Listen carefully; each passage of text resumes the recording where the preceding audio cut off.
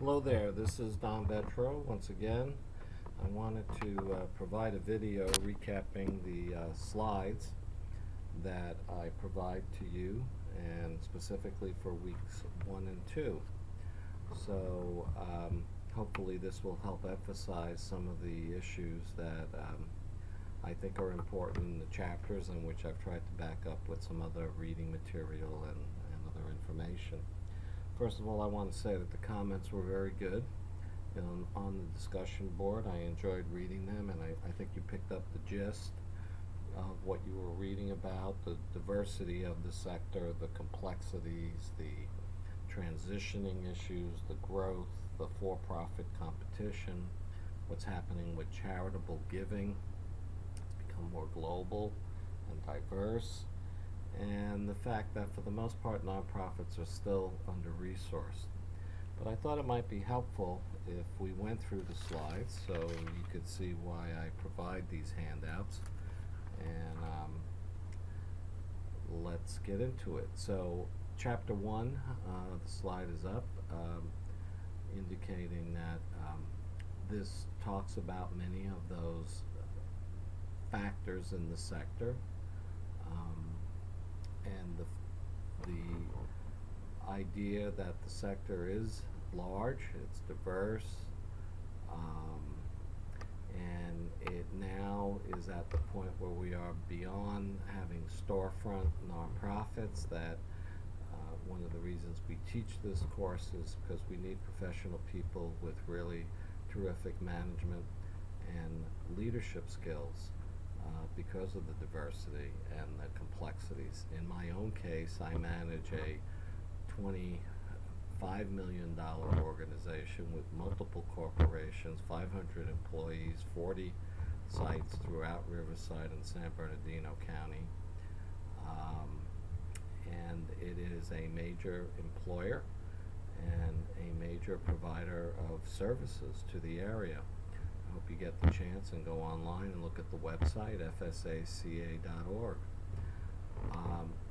But nevertheless, I've been teaching this since the early 90s, starting out teaching management of nonprofit organizations. Now we teach leadership and social entrepreneurship and a whole bunch of other issues, which I will expose you to in this course. But it's still relatively young, looking at this as a professional management endeavor in the nonprofit sector. But nevertheless, the two perspectives that have emerged at this point is that these nonprofits are social institutions, which are students, servants of the public, driven by values, or what we call mission, and that there's a revolution in nonprofit management which is resulting in changing their structures, their policies, and the way they are accountable.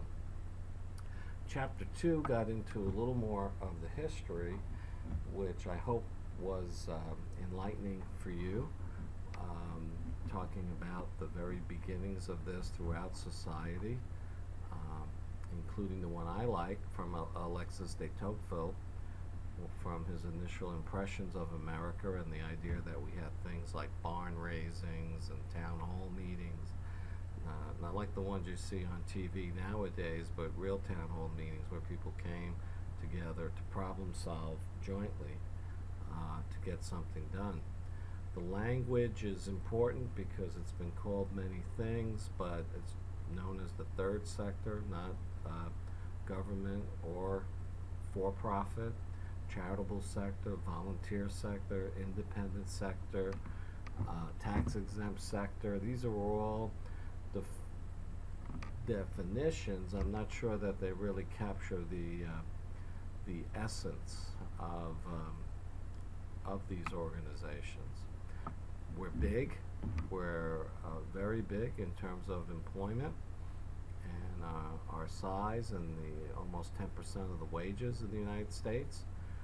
Growth, as you read in the Lester Solomon article, is actually been pretty good, despite the issues of being under attack, being under-resourced. We actually continue to grow And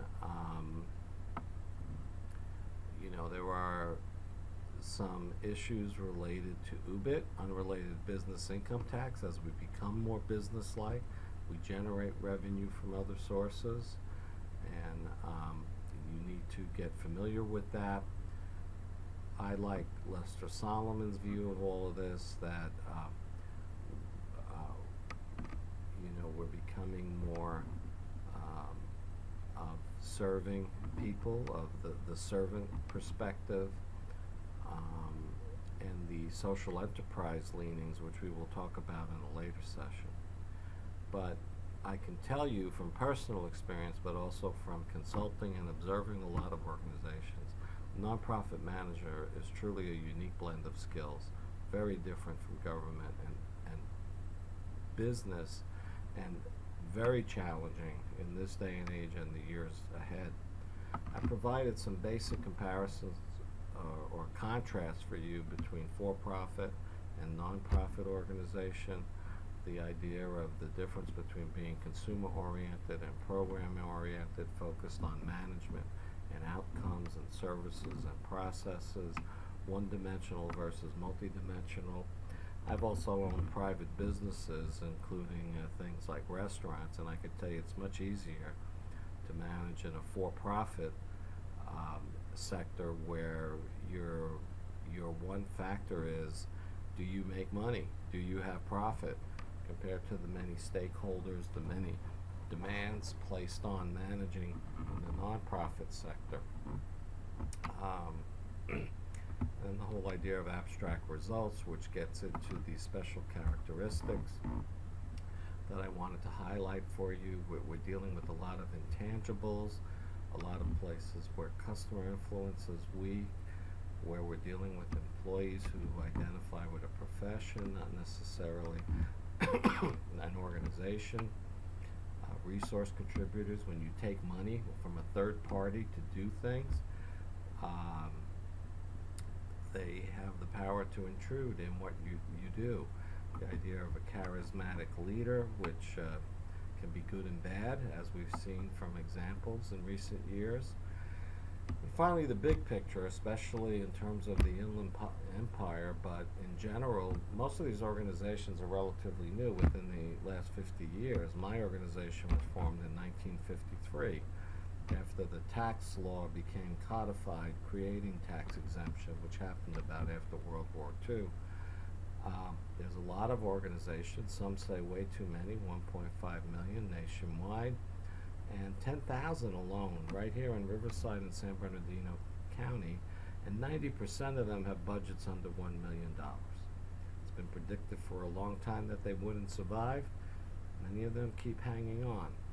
But as we will discuss throughout this course, the efficiencies and effectiveness issues come into play, and I'm not sure that they're going to survive in this new world, changing world, where charitable giving has changed, as you read in the Lester Solomon article, where effectiveness is really being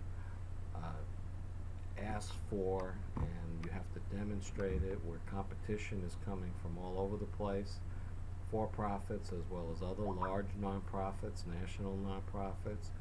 Technology is a big demand that these smaller organizations are not keeping pace with. And the legitimacy issue, do you really make a difference? Because what we do, you take working with a child abuse victim, you can't prove the outcome of that in 3 or 6 months. Sometimes it takes years.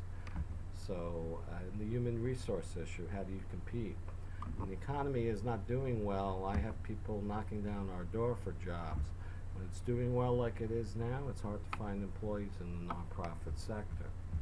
So those are some highlights from the first chapter that I would emphasize to you to take note of.